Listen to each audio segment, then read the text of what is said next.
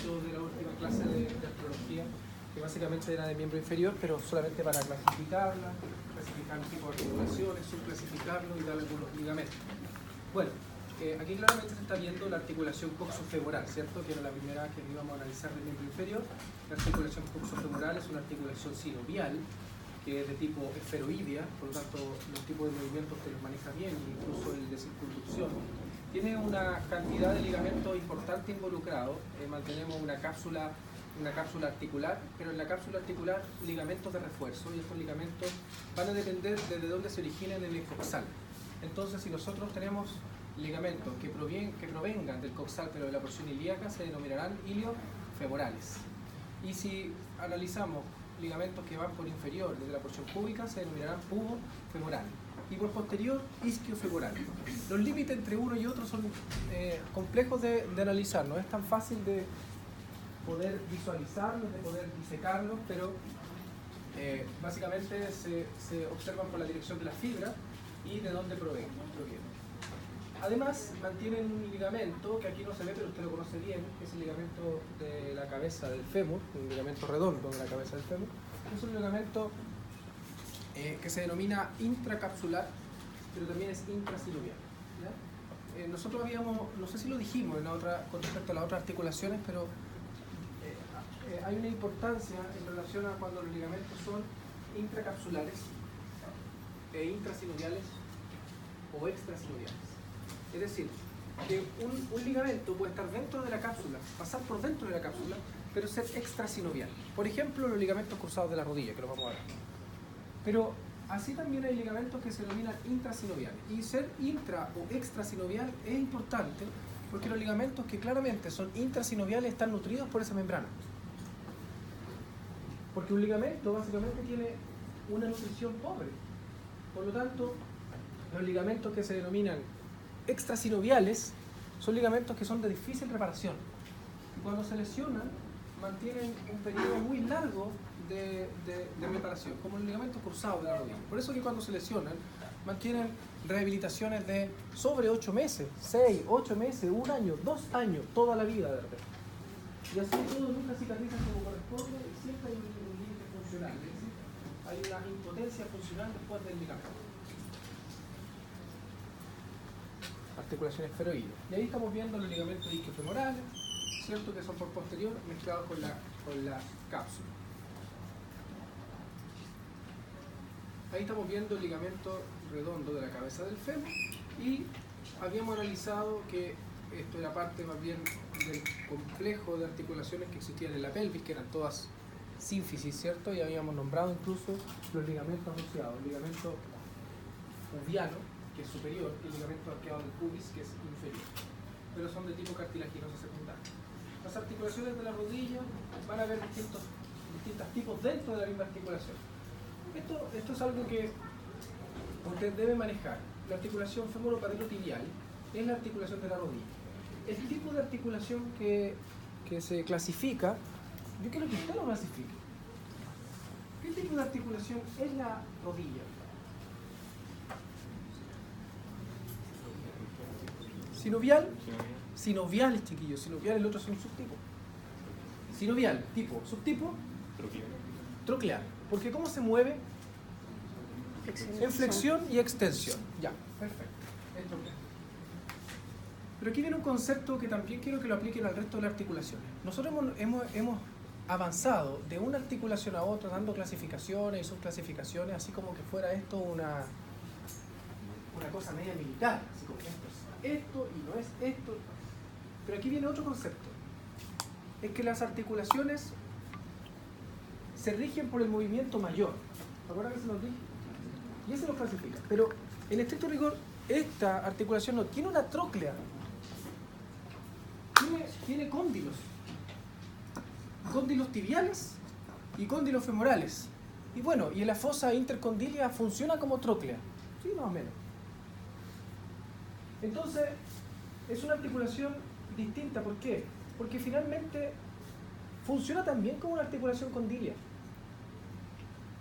Puede hacer algo de aducción y algo de abducción. Porque si usted se fija el muslo, por ejemplo, sentado, deja el miembro inferior colgando y se fija el muslo, usted puede hacer movimientos laterales de rodilla, pequeñas rotaciones, medial y lateral. Es decir, esto no es una tróclea exacta, no es como la flexión y extensión que hacen los dedos.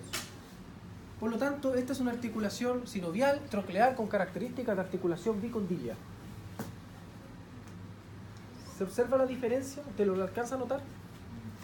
Es decir, que las articulaciones se clasifican de una manera, pero tienen características de otra. Puede ser. Por eso es que esta articulación funciona como una tróclea. Bueno, cuando usted ve el contingente de componentes, claro que es una tróclea al final. Pero como no es una tróclea exacta, el cuerpo hace lo siguiente. Dice, bueno, ¿cómo transformo un conjunto, un manojo de cóndilos en una situación de tróclea? Donde la tróclea es fija, ¿cierto? Le coloco un intermediario.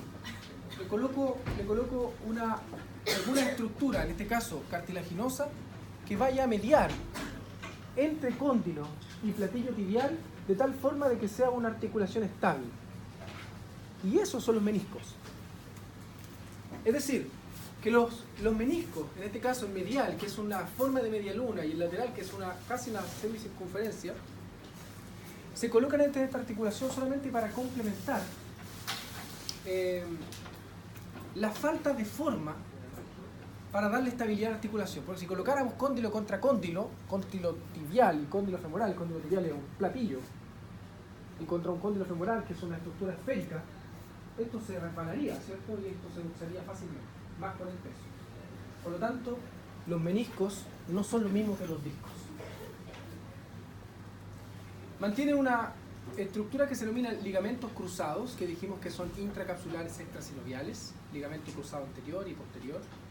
Ligamentos transversos de la rodilla, que son ligamentos que están pasando entre uno y otro menisco. Ligamentos colaterales fibulares y tibiales, y estos son importantes porque los ligamentos fibulares, colaterales fibulares, están desconectados de los meniscos.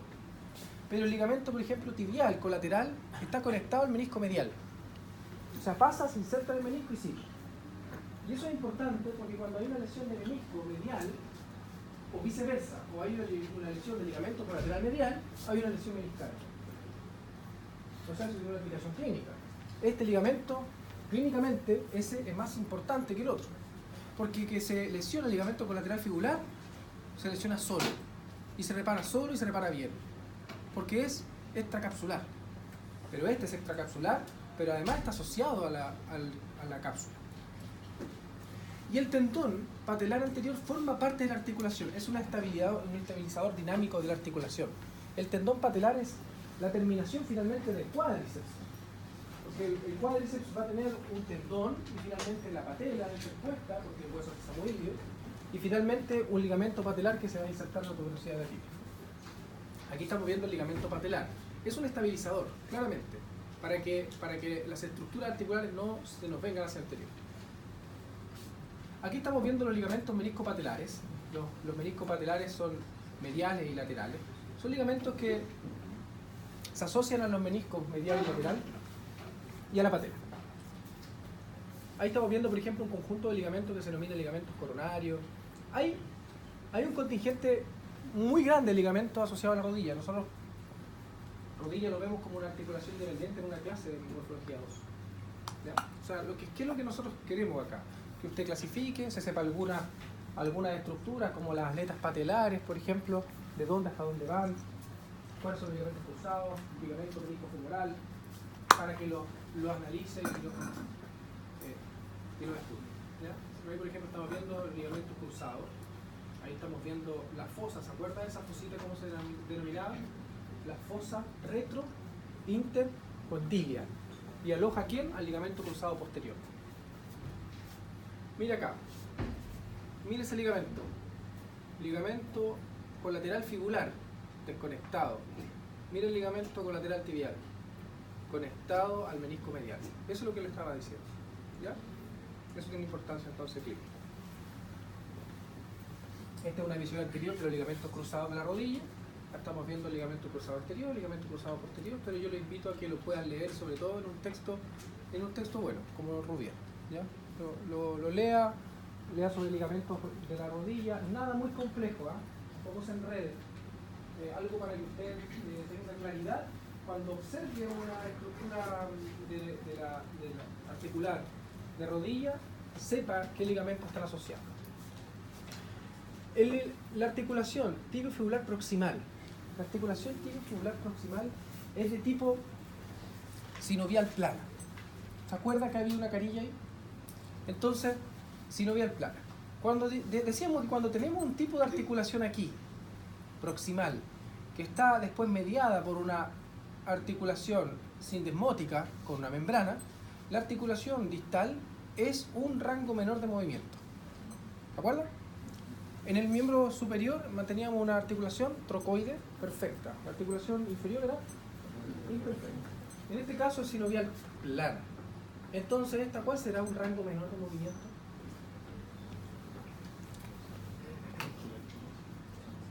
Sindesmosis. Una articulación mediada a distancia por ligamento. Por lo tanto, aquí no hay unas carillas. Aquí hay carillas, acá no. Esto es una sindesmosis. Articulación tibiofibular distal. Y la articulación tibiofibular a secas, una sindesmosis, mediada por una membrana. La articulación talar. Aquí hablamos de articulación subtalar, la que se ubica entre el talo y el calcáneo. Porque la articulación del tobillo, ¿qué tipo de articulación es? ¿Qué tipo de articulación es? Sinovial. Entre el malleolo medial, el malleolo lateral, la superficie articular de la tibia y la tróclea del talo, ¿qué tipo de articulación mantendrá? Troclear. Obvio, ¿no? Troclear. Por lo tanto, esto es sencillo. Pero mire, la articulación subtalar. La articulación subtalar es una articulación que se da en el centro del pie, entre el talo y el calcáneo. Y yo les dije cuando hablamos de calcáneo por separado de talo, que mantenían unas carillas articulares, unas posteromediales, ¿cierto? Y unas anterolaterales, que eran básicamente para tener doble contacto, donde quedaba un surco para el paso de tendones. Doble contacto, pero son carillas articulares. Esa articulación, si usted la piensa, es de tipo sinovial, plana. Porque son carillas. Pero cuando nosotros observamos la estructura completa y la analizamos desde lateral, vemos que las estructuras que componen ese tipo de articulaciones sinoviales planas son igual que una cabeza. Y potencialmente, si nosotros hiciéramos un movimiento entre el talo y el calcáneo, podríamos hacer que éstas rotaran. Y rotan. Y por tanto es una trocoide. ¿Entienden? Trocoide. Pero es una trocoide que es imperfecta, porque no es un anillo completo, y es no funcional. Trocoide imperfecta, no funcional. Pero aquí también se acepta que usted le diga que es sinovial plana. Yo creo que la articulación subtalar es una articulación que depende de dónde se la enseñe, de quién se la enseñe o de dónde lo lea. Pero usted lo que sabe es que es una articulación sinovial plana, la entiendo, pero también entiendo que el conjunto, el conglomerado de esa articulación es una cabeza y pudiese rotar. De hecho, en poblaciones antiguas sí rotaba. Y el talón sí podía movilizarse de manera lateral y medial, desconectado del pie. Y eso se ha visto en poblaciones antiguas pescadoras, por ejemplo, que transitaban en arena o en rocas, y entonces para poder obtener un mejor agarre, el talón estaba no desconectado, sino que tenía pequeños rangos de movimiento mayores que los que mantenemos ahora. Pero después apareció un aparato ligamentoso que hizo que esta articulación involucionara finalmente hacia una articulación sinovial plana, funcional. Y por lo tanto eso no se mueve. La articulación de Chopard, articulación transversa del tarso. Esta articulación se divide en dos subarticulaciones. Una articulación medial, que es una articulación de tipo esferoidea, porque es una cabeza contra una fosa. Pero no se mueve como tal. Pero tiene más movimiento que una plana. De todas maneras, es una articulación plana, sinovial plana. Y la articulación lateral, que es una articulación sencilla de montar, ocelar. ¿Ya? La articulación lateral. Y esa articulación entre el calcáneo y este huesito, ¿cómo se llama? Cuboides. ¿Cómo se llama la articulación? Es el ejercicio en laboratorio. Calcáneo cuboidea. La articulación calcáneo cuboidea. Y la articulación talonavicular, sinovial plana. Las articulaciones intertarsianas son articulaciones sinoviales planas, igual como en el carpo. Las que se denominan tarsometatarsianas son articulaciones sinoviales planas. Las articulaciones intertarsianas son sinoviales planas, esas. Y las articulaciones metacarpofalángicas son articulaciones de tipo condilias o elipsoideas. Tienen cóndilos. Y las articulaciones interfalángicas, trocleares. No confundes. Trocleares. Entonces, aquí, chiquillos, lo más importante es que usted maneje los tipos de articulación y haga el ejercicio de clasificar las articulaciones. Porque si nosotros viéramos más características de cada una de las articulaciones, usted quedaría totalmente desfasado y enredado. Esto es lo que estábamos hablando. Pero ahora vamos a lo que nos convoca el día de hoy.